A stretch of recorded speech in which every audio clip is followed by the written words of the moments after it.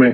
तो दोस्तों, इस वीडियो में मैं आपसे 10 वियर्ड कार्स के बारे में बात करने वाला हूँ और ये गाड़ियाँ सच में इतनी ही अजीब हैं कि आप देखकर सोचेंगे कि इन गाड़ियों को क्यों बनाया गया था और अगर डिजाइन ही किया था तो इसको लॉन्च क्यों किया गया था। और इस वीडियो में कुछ गाड़ियां भारत के अलग अलग शहरों में देखी जाती है, तो आप इस वीडियो को थोड़ा सा ध्यान से देखिएगा।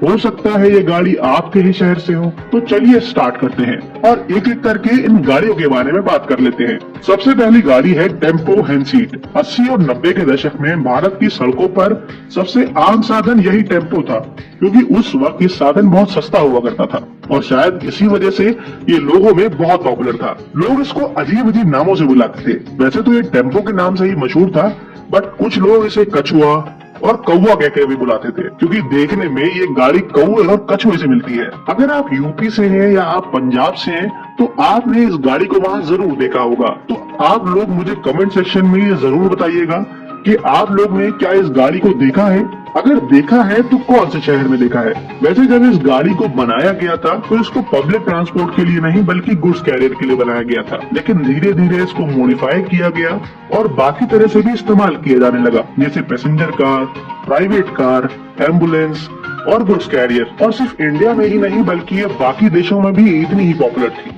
ये गाड़ी देखने में तो काफी लंबी चौड़ी लगती थी, लेकिन इसमें कुछ खास पावर नहीं थी, क्योंकि इसमें सिर्फ 452 सीसी का ही इंजन लगा था, जो 2 स्ट्रोक था और पेट्रोल से चलता था। लेकिन बाद में लोगों ने इसके इंजन को रिप्लेस करना शुरू कर दिया एक डीजल इंजन से, जो असल में डीजल इंजन भी नहीं था बल्कि एक इरिगेशन पंप था। इसी वजह से इस गाड़ी में कोई स्विच और बटन नहीं हुआ करता था। अगर आपने इस गाड़ी को कहीं देखा है तो आपने ये भी देखा होगा कि इसको चलाने वाले ड्राइवर अपने साथ रस्सी रखा करते थे, क्योंकि वो इस गाड़ी को रस्सी खींच के स्टार्ट करते थे। पर अब तो ये गाड़ी को बैन कर दिया गया है, लेकिन फिर भी आप किसी छोटी जगहों पर जाएंगे तो हो सकता है आपको ये टेम्पो देखने को मिल जाए। तो ये तो बात हो गई 3 टायर वाले टेम्पो की, लेकिन क्या आपने 3 टायर वाली कार देखी है? तो हमारी दूसरी गाड़ी है सिपानी बादल। ये कार इंडिया में 70s में लॉन्च की गई थी। सिपानी बादल इंडिया की पहली 3 व्हील कार थी। अगर आपने मिस्टर बीन का शो देखा है तो आपने 3 पहिए वाली कार भी उसी शो में देखी होगी, और इस गाड़ी को देखकर मिस्टर बीन का मूड भी खराब हो जाता था। सिपानी बादल बेस्ड है यूके की कार रॉबिन के ऊपर, और सबसे चौंका देने वाली बात तो ये है कि इस कार की पूरी बॉडी फाइबर से बनी है, कहीं भी मेटल का इस्तेमाल नहीं किया गया है। यही नहीं बल्कि आगे वाले पहिए में ना तो पावर है और ना तो कोई ब्रेक्स। मतलब ये कार पूरी तरीके से रियर व्हील ड्राइव है, सिर्फ स्टीयरिंग ही कनेक्ट है आगे वाले टायर से, और शायद इसी वजह से ये कार आसानी से पलट जाया करती थी। मतलब ये गाड़ी बहुत ही ज्यादा अजीब डिजाइन की गई थी, या फिर मैं ये कहूँ कि एक फ्लॉप डिजाइन था। अरे बच्चों की गाड़ियों में भी 4 पहिए होते हैं, लेकिन कंपनी ने कुछ अलग करने के लिए इसका टायर ही निकाल दिया, जिसकी वजह से ना तो ये गाड़ी में स्टेबिलिटी थी और ना तो कोई कंट्रोल, जिसकी वजह से ये कार बात बात पर पलट जाया करती थी। आप लोग सोच कर देखिए कि आज के जमाने में अगर कोई कंपनी इस तरह का एक्सपेरिमेंट करेगी तो लोग उसका क्या हाल करेंगे, और खिलौने बनाने वाली कंपनी घोषित कर देंगे। और जब इस गाड़ी को कोई अच्छा रिस्पांस नहीं मिला तो कंपनी ने इसके चौथे टायर को दोबारा लगा दिया, लेकिन उसके बाद भी इस कार को कोई अच्छा रिस्पांस नहीं मिला, जिसकी वजह से इस कार को बंद करना पड़ा। हमारी लिस्ट में तीसरे नंबर पर है हिंदुस्तान ट्रैकर, जो कि एक एसयूवी थी अपने जमाने की। पहले इंडिया के स्टेट्स में पुलिस वाले इस कार को काफी पसंद किया करते थे। 60 के दशक में हिंदुस्तान मोटर ने ट्रैकर को लॉन्च किया था। हिंदुस्तान मोटर एक मशहूर कंपनी थी, क्योंकि ये वही कंपनी है जिसने एम्बेसडर को बनाया था। एक तरफ हिंदुस्तान मोटर ने एम्बेसडर और कॉन्टेसा जैसी खूबसूरत गाड़ियां बनाई थी, और दूसरी तरफ इस ट्रैकर को बनाया था जो बिल्कुल भी नहीं चली थी। इस गाड़ी का नाम भी अलग था और बॉडी टाइप भी अलग था, लेकिन इसके अंदर के पार्ट्स एम्बेसडर के ही इस्तेमाल किए गए थे, जैसे इंजन, हेडलाइट, सस्पेंशन, सब कुछ एम्बेसडर का ही था। ये गाड़ी 2 इंजन ऑप्शंस में आती थी, एक 1.5 और 2 लीटर इंजन। ये इंजन सुनने में तो बहुत पावरफुल लग रहा होगा, लेकिन इसकी पावर ऑल्टो से भी कम थी।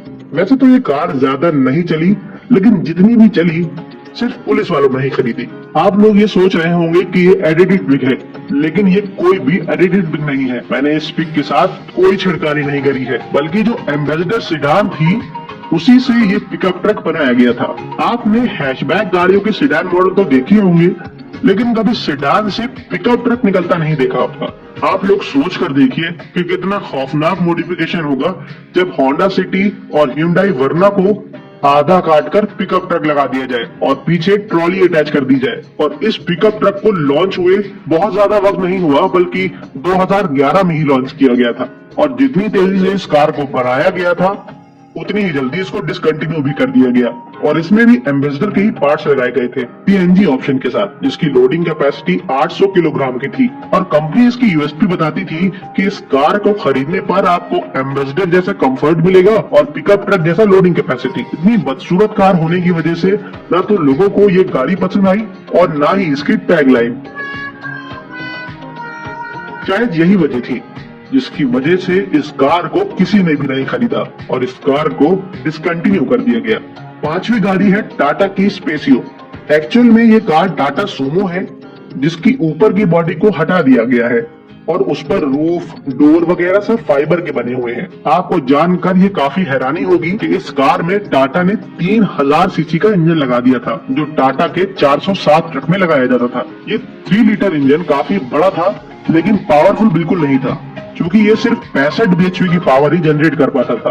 आज के टाइम में टाटा की सबसे छोटी हैचबैक टियागो भी इससे ज्यादा पावरफुल है। तो आप लोग सोच सकते हैं कि पुराने जमाने में गाड़ियां दिखती तो बहुत सॉलिड थी, लेकिन पावर के मामले में कितनी कम पावर हुआ करती थी। अगली गाड़ी है महिंद्रा जियो।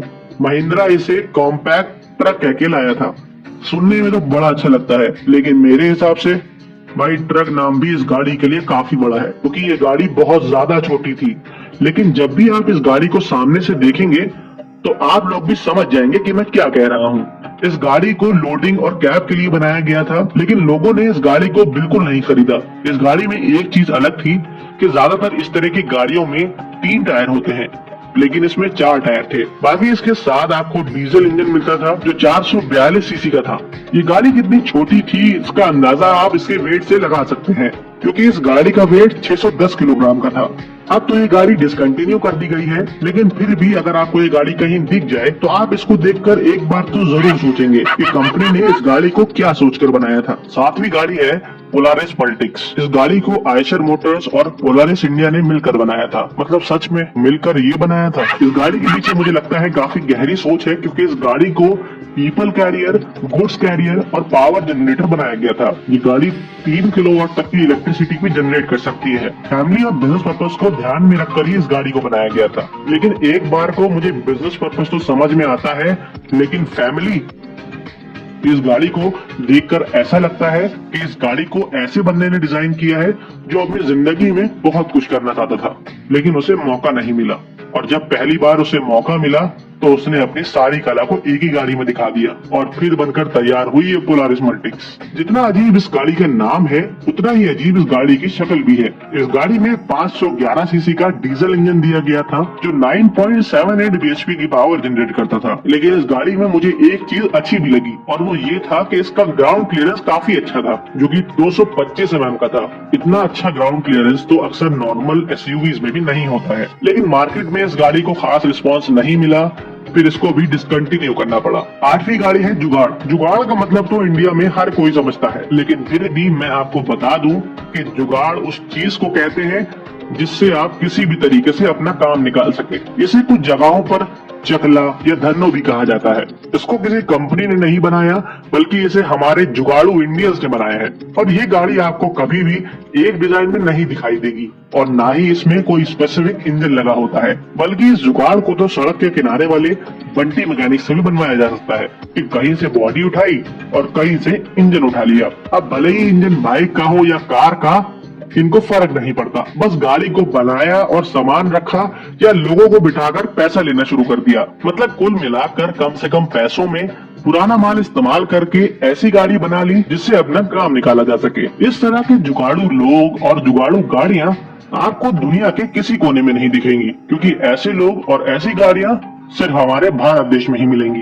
अगर आप किसी रूरल एरिया से हैं या फिर आपका कभी जाना होगा तो ऐसी गाड़ियां आपको वहां पर जरूर देखने को मिल जाएंगी, खासकर यूपी में। 9वीं गाड़ी है ई रिक्शा, मतलब इलेक्ट्रिक रिक्शा। अगर आपको ध्यान हो तो पहले हर कोई साइकिल वाला रिक्शा चलाता था, पर इन ई रिक्शा ने उन पुराने साइकिल रिक्शा को रिप्लेस कर दिया है। आज के जमाने में लगभग भारत के किसी भी कोने में आपको ये ई रिक्शा जरूर मिलेगा। सिर्फ दिल्ली में ही लगभग 3 से 4 लाख ई रिक्शा है। पहले इस ई रिक्शा को बनाने वाली कोई कंपनी नहीं थी।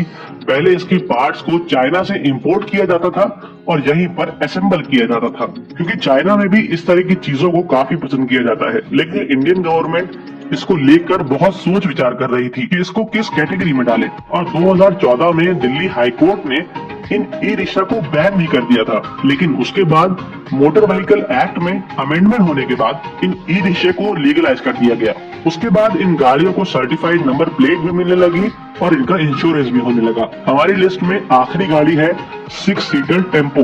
देखने में तो ये 6 सीटर है, लेकिन हमारे यूपी बिहार के लोग इस 6 सीटर में 10 से 12 लोग तो बड़ी आराम से बैठ जाते हैं। ये टेम्पो तो आज भी बड़ी आसानी से सड़कों पर दिखते हैं और हो सकता है आप इसमें सफर भी करते हो। इस टेम्पो को फोर्स और विक्रम जैसी कंपनी बनाती है। इसमें लगभग 550 सीसी का इंजन दिया होता है, जो करीब 9.78 bhp की पावर जनरेट करता है। तो यही थी वो अजीब गाड़ियाँ जो आपको इंडिया में ही मिल सकती है। आप मुझे कमेंट सेक्शन में जरूर बताइएगा कि आपको सबसे अजीब गाड़ी कौन सी लगी, और अगर आपने उस गाड़ी को कहीं देखा है